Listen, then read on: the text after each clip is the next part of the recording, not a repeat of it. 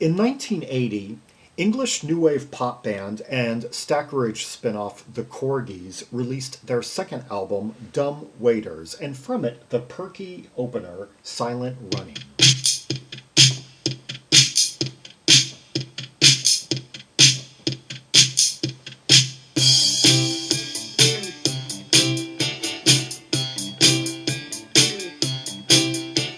This was advertised as kinetic rock. Futuristic landscape, futuristic skies, no birds, no vegetation,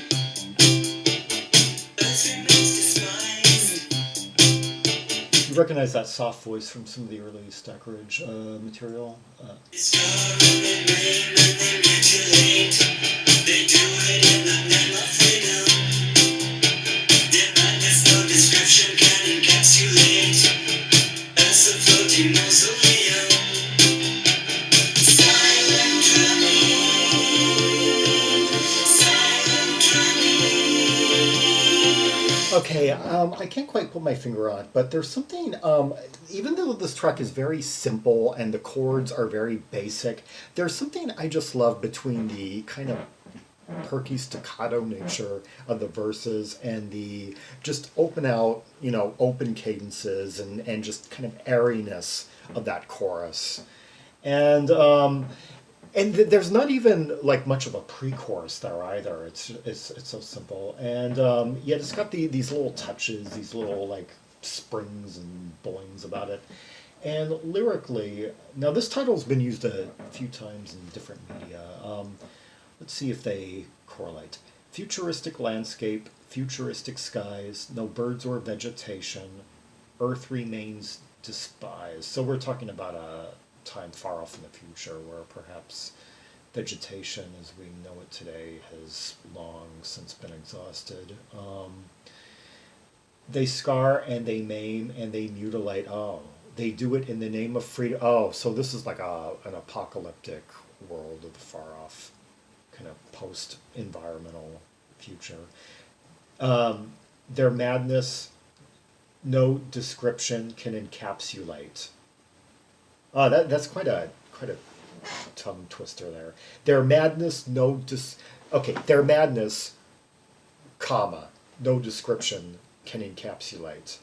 Yeah, as if to say, there is no description that can convey their madness. Earth's a floating mausoleum. Silent running, silent running. More on this whole concept in just a minute. Silent running, silent running.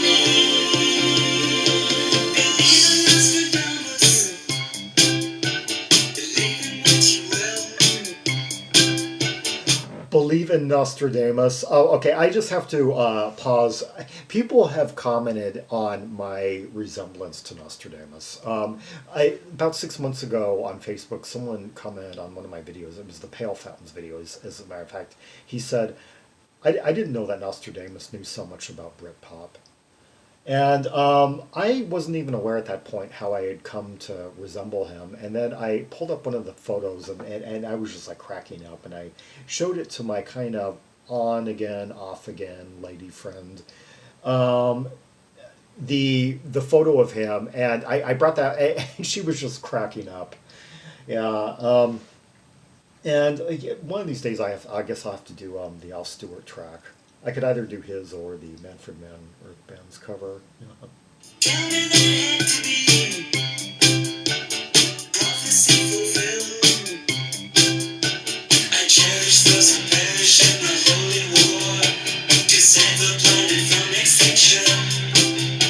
Hear that doom doom doom doom doom doom doom doom. To save the planet from extinction. Tell me, what will survivors be surviving for? Will survival be the one distinction? Silent running, silent running. Yeah, I just love those open cadences, and hear that little like kind of glockenspiel like sound in the keyboard. Silent running.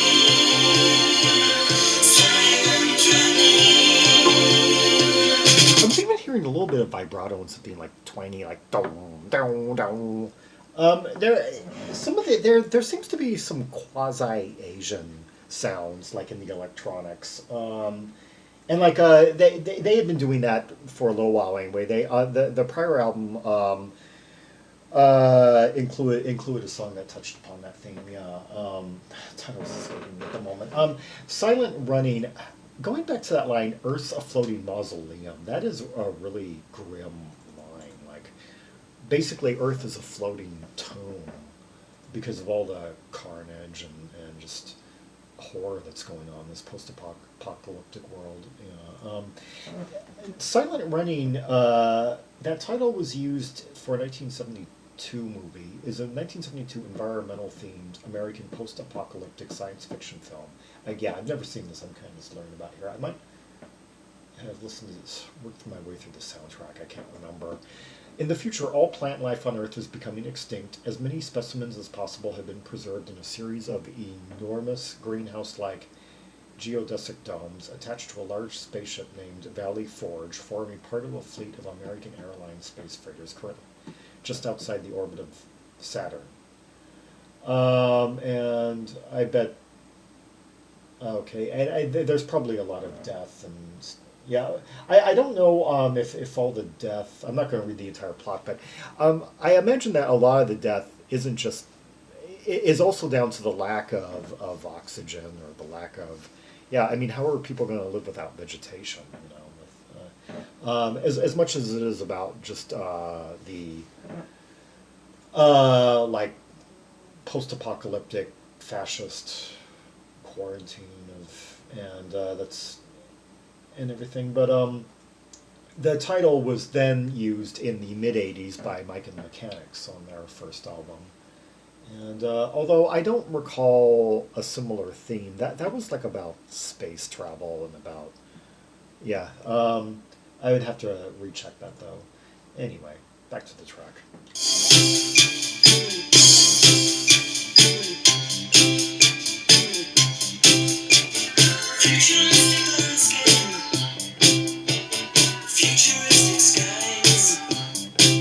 Okay, hear the nuances that are coming on that keyboard. That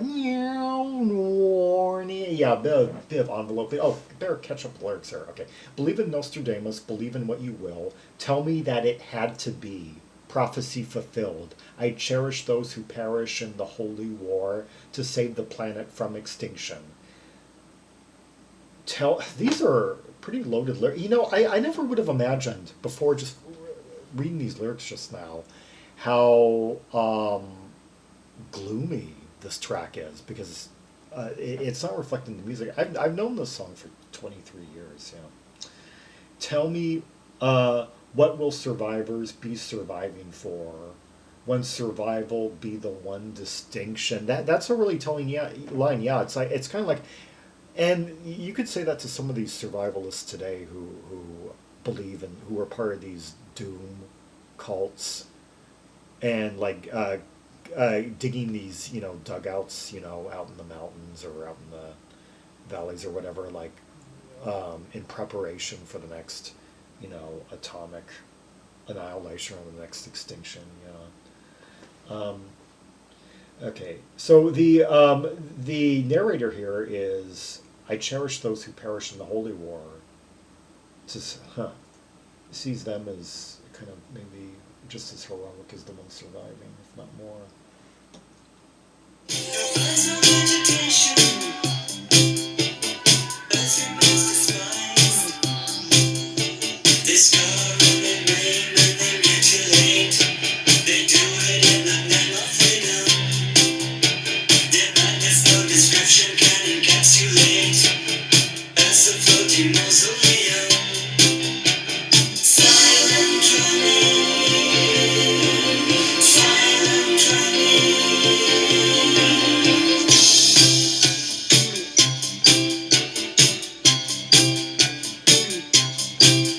And I also love how that bass is moving around. Boom, boom, boom, boom, boom, boom.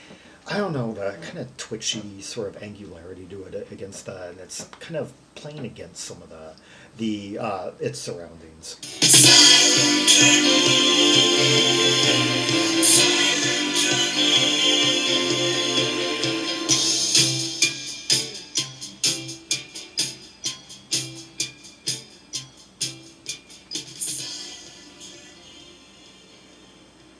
And I have to say, I am really surprised. I didn't know that the band did such songs with such a message to them, such a or that concerned that they would concern themselves with this subject matter. I almost didn't do this track. I was going to do If It's All Right With You, Baby, to kind of balance things out, have a ballad and have an up-tempo track.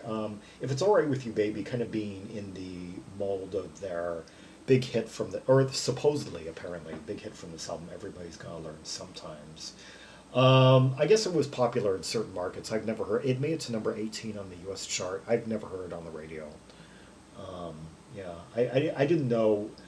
I found out it was a hit after after I had gotten into Stack Ridge anyway. Let's the remainder of the lyrics retrace the first verse. So anyway. Oh, let me cover the personnel here. Written by, this track was written by James Warren, and yeah, it looks like he might be responsible for some of the. Oh, he also wrote Everybody's Gone Sometimes. Yeah, this bit lyrically, this band can range from kind of like love songs to subject matter of a more quirky nature, like dirty postcards, Young and Russian, Art School Annex. Yeah, that prior album had the track Chinese Girl. That was the one I wanted to mention.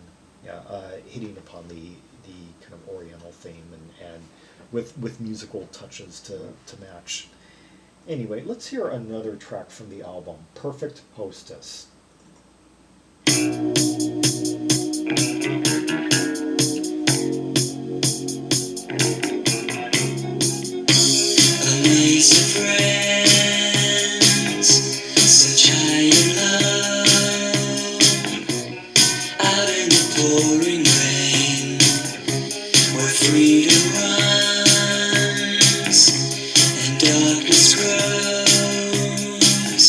Yeah, that's the voice of James Warren that you're hearing, and very similar to like how he sounded like 8 years earlier, like on tracks I guess like Syracuse the Elephant and some of the like softer tracks that Stack Ridge did. Talk about anything you're in the know. Be the perfect hostess, the modern wife. When you come in rows, they come out at night. They never get excited. Let them all believe you are the perfect hostess. Okay, I just love how that chorus just slides right out, kind of like unfolds from the verse with that descending bass line, boom, boom, boom, boom, boom, boom, boom, and that airy vocal of his, and the and similarly, like kind of like pastel airiness of the keyboards that kind of give it its lift and fullness. You are the perfect hostess.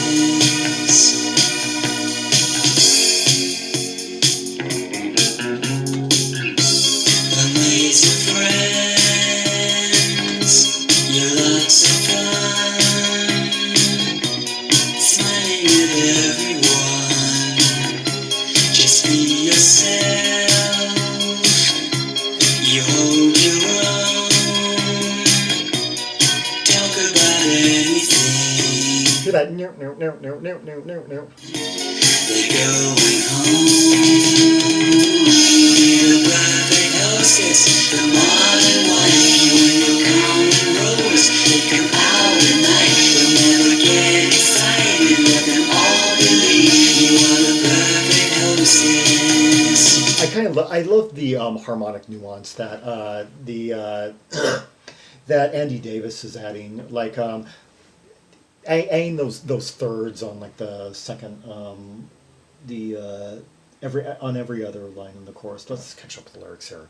Amaze your friends, such high and low, out in the pouring rain, where freedom runs, and darkness grows. Talk about anything you're in alone. You'll be the perfect hostess, the modern wife. You and your calming rose, take 'em out at night. Don't ever get excited. Let them all believe. Yeah, they're the two are alternating lines. It seems like James Warren singing the entire song, and Andy Davis coming in on lines like "The Modern Wife," "Take 'em out at night." Um, you're the perfect hostess. Amaze your friends. You're lots of fun. Smiling at everyone. Just be yourself. Take hold your own. Talk about anything. They're going home. Yeah. Okay. So I guess this is about the kind of. Let me think about it for a moment. You are the perfect hostess.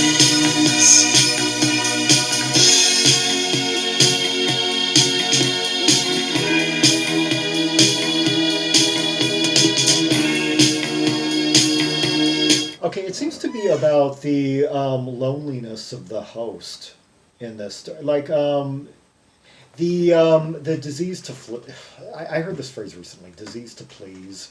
The person who's all about making other people feel welcome and entertaining others, and entertaining lots of people, lots of guests to the point where they don't really have much of their own life, and they're kind of lonely when it's all over, because they're not having the supply that keeps them going.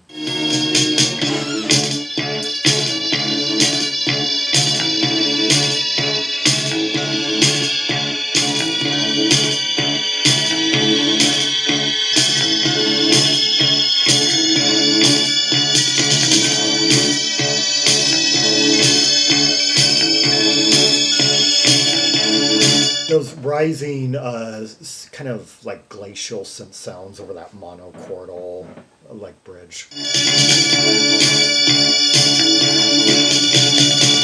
would be the perfect hostess, the modern wife. You are the common rose, they come out at night. They never get excited, let them all believe. You are the perfect hostess, modern wife. You are the perfect hostess. You are the perfect hostess, the modern wife, perfect hostess.